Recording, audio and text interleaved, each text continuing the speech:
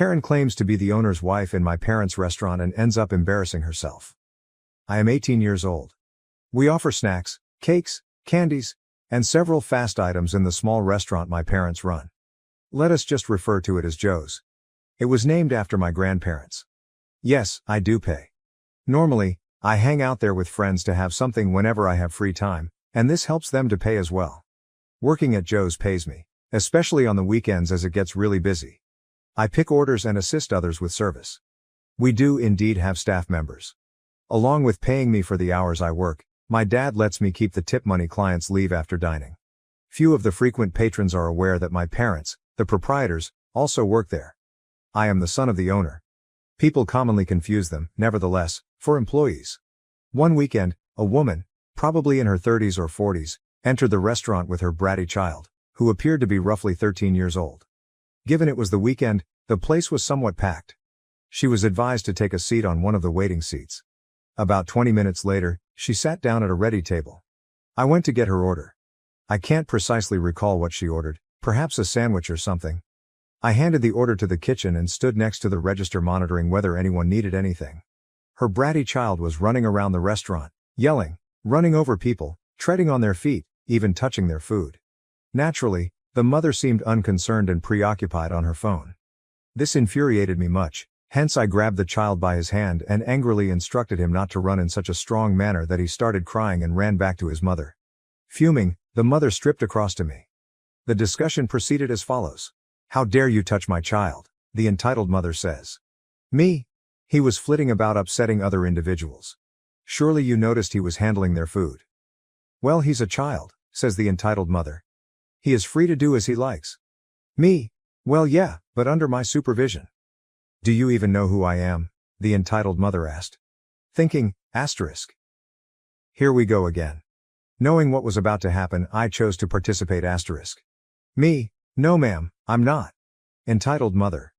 "Well, then you ought to know. I am the owner's wife. You're getting fired, so you made a big mistake and I will make sure your face won't be seen here again."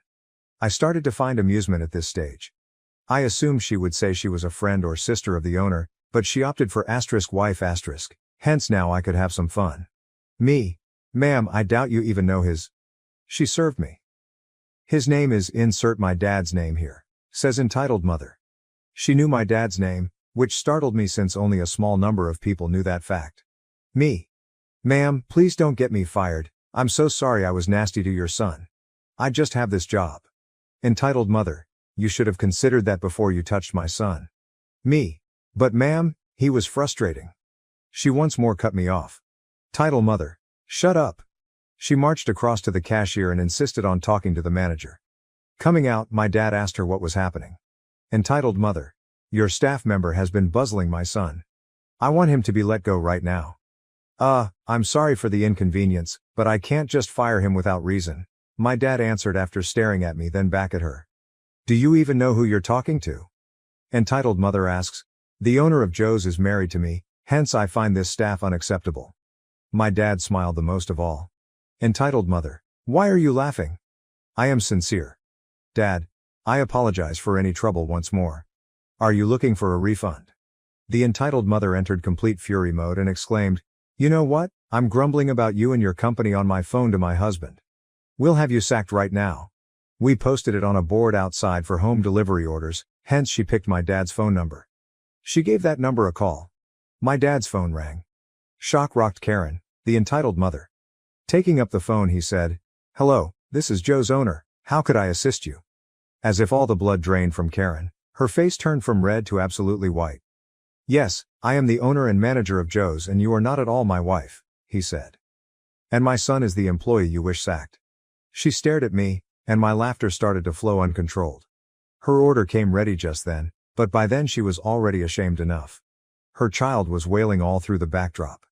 We still giggle about her dragging him out by the arm, not following the instructions, and without even taking the order. Man, I find it hard to understand how long OP let this continue before saying anything. He actually had not really needed to say anything at all. She called the number outside and spoke with the owner personally, hence the only reason the entitled mother discovered he was the son of the owner and she was not the wife. She chose the wife role straight ahead instead of other possibilities like OP considered, such as becoming the sister or friend of the owner. She simply asserted, rather boldly, to be the wife of the proprietor. I wouldn't have been able to resist shouting something like, "Mom, you finally came home," remarked one of the funniest remarks, then tried hugging her while faking tears of joy. Following up, someone remarked, "That would be awesome and hilarious. And I have a younger brother as well. Were you expecting Dad when you left? Is he a half-brother?"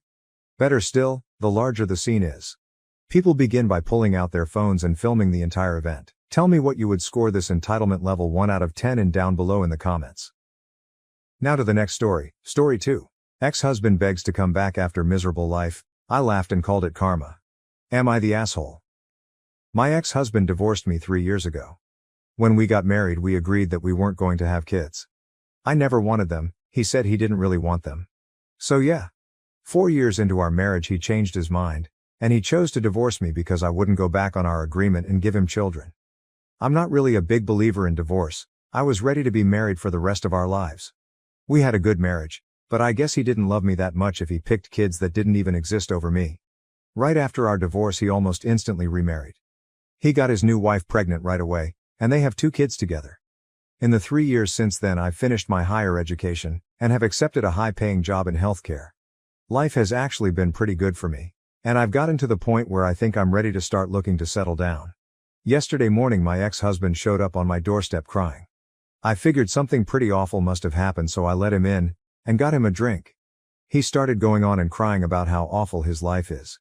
He apparently hates his 2 kids, one of them is disabled and maybe autistic, and he has no money due to the kid being so expensive.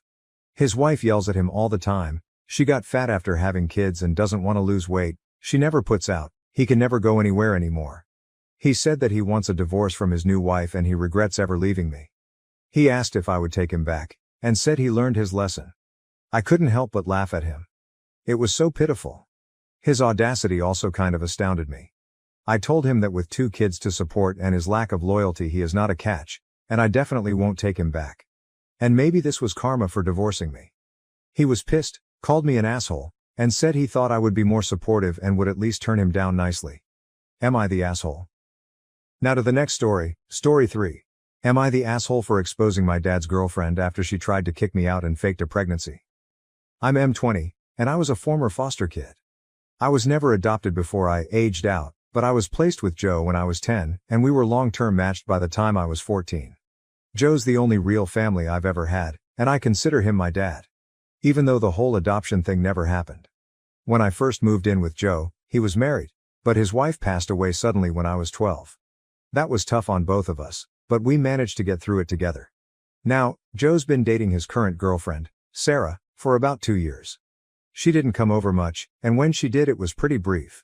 But 3 weeks ago she moved into our house because she lost her job and couldn't afford rent anymore. I don't know if she was always like this or if moving in has brought out a different side of her, but Sarah's been acting really strange. Whenever Joe isn't around, she completely ignores me, like, won't even look at me when I speak, won't answer questions, nothing. At first I thought it might be some kind of anxiety thing. But now it started getting worse.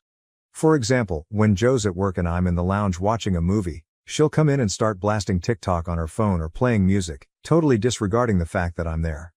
When I ask her to turn it down, she just flat out ignores me. And it's not just the ignoring that's the problem. She started saying some pretty nasty stuff about me too. She FaceTimed her friend while I was in the room and talked about how lazy I am and how I don't contribute anything to the household. Yesterday, I was sitting on the sofa watching the new Deadpool movie when she came and sat across from me, FaceTiming her friend again. She started talking about how she and Joe are trying for a baby and how excited they are because neither of them have had children before. Those exact words. It felt like a slap in the face. I know Joe wouldn't have said something like that because he considers me his son. So either she's making it up, or I don't even know what. I haven't told Joe about the things she's been saying to her friend because I don't want to mess up his first real relationship since his wife died. But this situation is seriously eating me up inside. I mentioned the situation to a few people and a couple of them suggested that I secretly record her behavior when Joe isn't around so that he can see what's really going on. It seemed like a good idea at first, but when I talked to one of my close friends about it, he said that secretly recording her could just make things worse. He thinks it might make Joe feel like I'm going behind his back and could cause even more tension, especially if Sarah twists it to make me look bad. So, WABTA, if I secretly recorded her to show Joe what she's really like, or should I just avoid it altogether?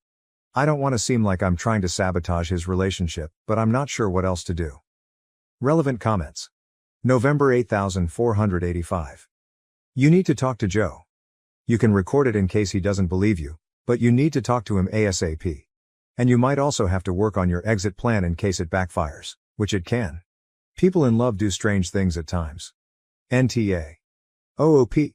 I don't think Joe would ever kick me out, but you're right, I should have a backup plan just in case. Call 20.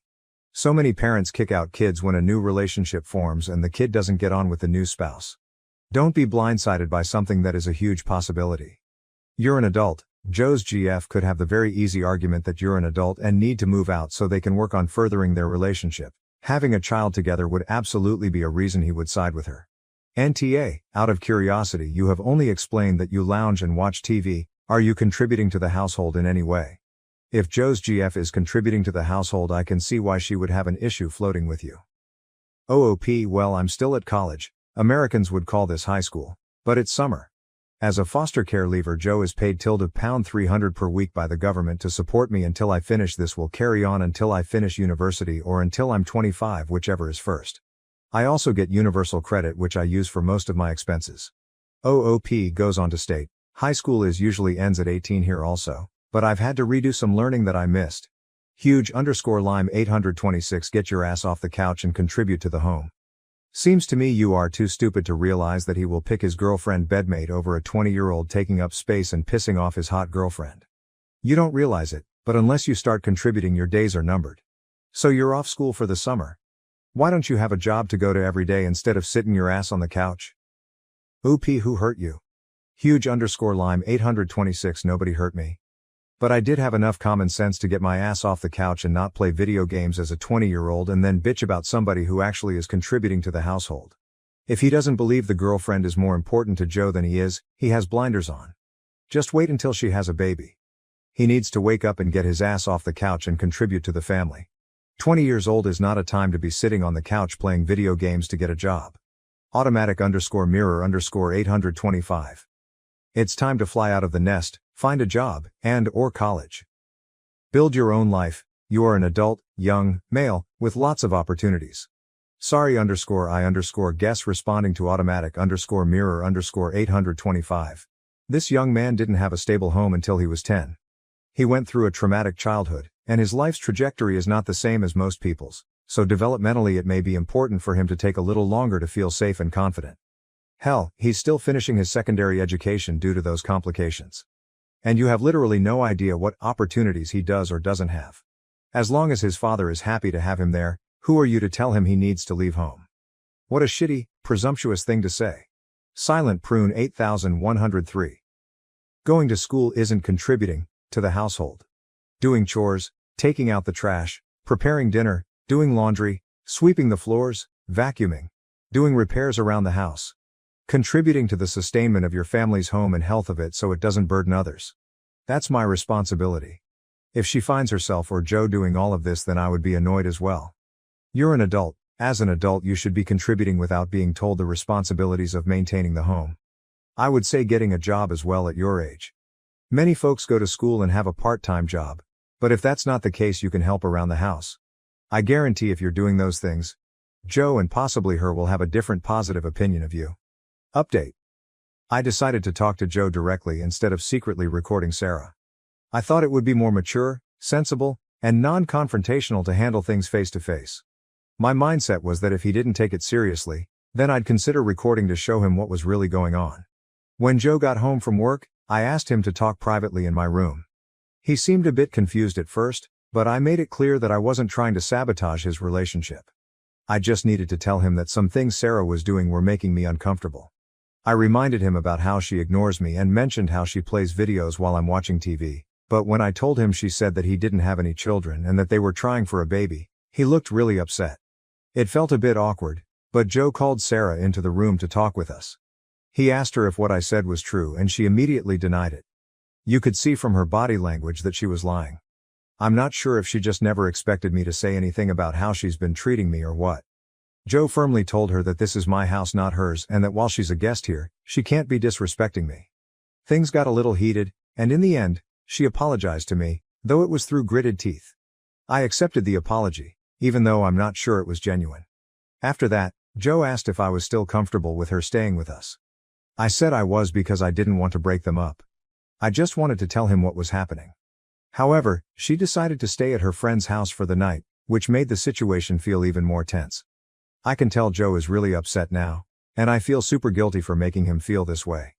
He insists it's not my fault and we ended up having kebabs for tea, but even so I can't shake the feeling that I've caused a huge fight between them. Joe went to bed early, and now I'm stuck feeling bad about the whole situation. I just hope that whatever happens next, things will settle down. Thank you everyone. Update 2. So, about a month ago, things seemed to be getting better, at least on the surface. Joe and Sarah got back together, and I gave them my blessing because Joe really wanted it to work. Sarah even moved back into the house, and she was actually being decent to me, which was a change. But honestly, I always felt like she was just putting on an act. I had this nagging feeling that she still didn't like me and was only being nice because her other option was to be homeless.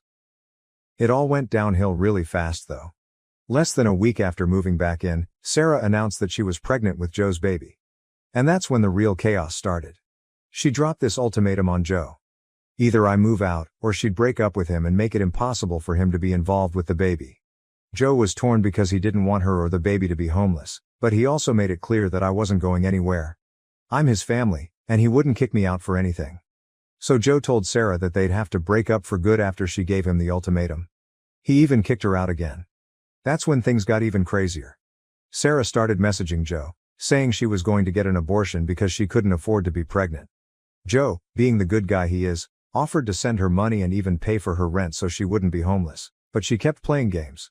Anyway, I was borrowing Joe's iPad one day, and I saw that Sarah's iMessage was still linked to it. I accidentally stumbled across her messages to a friend where she admitted she wasn't pregnant at all. She was just lying to get money from Joe and had this whole plan to drag him along for months before pretending to get an abortion. She even said she was going to make Joe's life miserable because he kicked her out. I felt sick to my stomach reading those messages. I took a screen recording of the entire chat, including the phone numbers and everything so she couldn't deny it or say that it was faked. When I showed Joe, he was completely heartbroken. He's stopped sending her money, but now he's unsure about what to do next. He's even thinking of reporting her to the police for fraud. But part of him just wants to cut her out of his life completely and move on. I've never seen Joe this hurt, and I feel so guilty because I know all of this is stressing him out. I'm still in shock over how horrible Sarah turned out to be. Even with everything that's happened before, I never thought she'd do something this low. Now, we're just trying to figure out how to move forward from all of this. Thank you for watching. If you haven't subscribed yet, please do so and hit the notification bell to stay updated with more shocking real-life stories happening around you.